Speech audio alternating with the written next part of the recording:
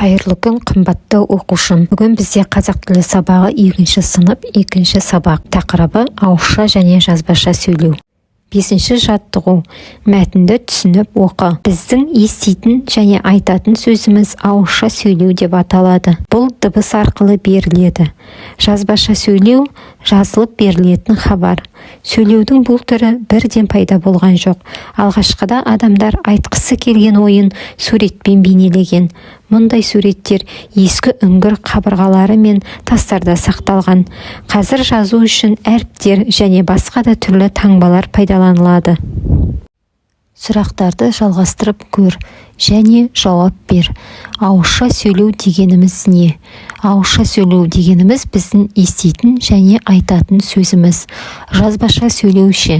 Жазбаша сөйлеу дегеніміз жазылып берілетін хабар. Алғашқы кезде адамдар қалай сөйлеген, ойын қалай жеткізген. Алғашқы кезде адамдар ойын сурет арқылы бейнелеген. Ол суреттерді қайда сақталған? Ол суреттер үңгір қабырғалары мен тастарда сақталған. Мәтіннің алғашқы бөлігін көшіріп жаз. Мәтіннің алғашқы бөлігі біздің еститін және айтатын сөзіміз ауызша сөйлеу деп аталады. Бұл дыбыс арқылы беріледі. Осы екі сөйлемді дәптерге көркем етіп көшіріп жазамыз. 6-шы жаттығу. Суреттегі заттар арқылы сөйлеудің қай түрі жүзеге асады? Сыныптас досыңмен бірге талқыла. Суретте бізде компьютер берілген. Біз компьютерде ғаламтор арқылы достарымызбен хат жазысамыз. Бұл сөйлеудің жазбаша түріне жатады.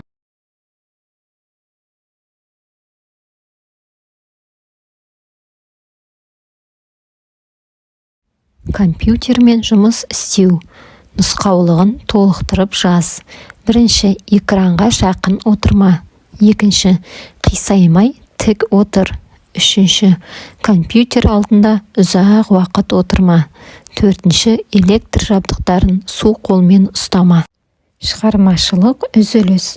7. жаттығу. Жұмбақтар мен шешуіндегі заттарды сәйкестендір. Сөзі дана, үні жоқ, сөйлемейді, тілі жоқ. Қолыңа алсан шешен, ақылы асқан көсем. Шешуі кітап. Әрі шешен, әрі әнші, әрі күйші.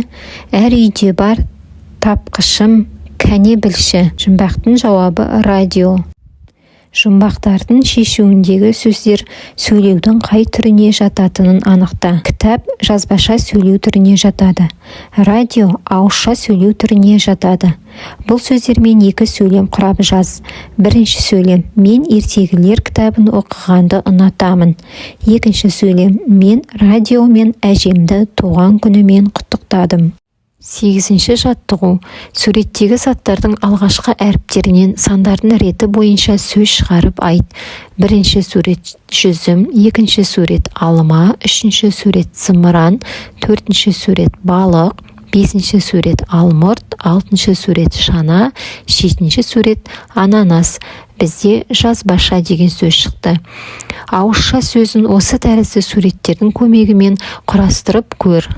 1. сурет алма, А әрпі, 2. сурет уық, У әрпі, 3. сурет ыдыс, А әрпі, 4. сурет зымыран, С әрпі, 5. сурет шана, Ш әрпі, 6. сурет алмұрт, А әрпі.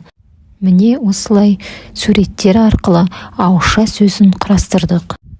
Жарайсыңдар балалар, менің сабағымды тыңдағандарың үшін рахмет. Лайк басып комментарий жазуды ұмытпаймыз, және де достарымен бөлісуді ұмытпаңдар. Сау болыңдар балалар.